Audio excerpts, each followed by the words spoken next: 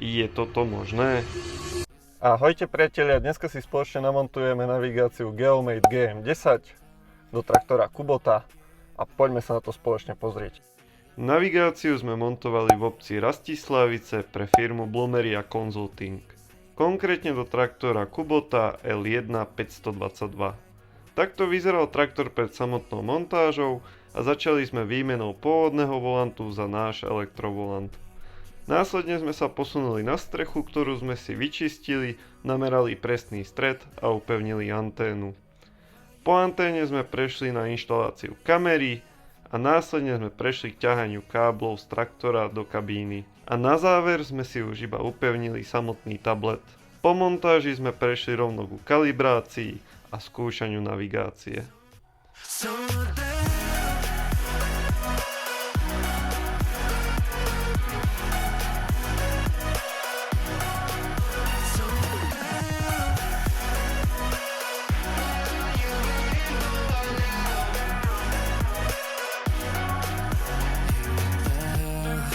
Ak sa ti dnešné video páčilo, tak nezabudni hodiť like a follow a ak by si mal záujem o takúto navigáciu, tak neváhaj a kontaktuj ma na tomto telefónnom čísle alebo na tomto e-maili. Ja sa s vami lúčim. Ahojte.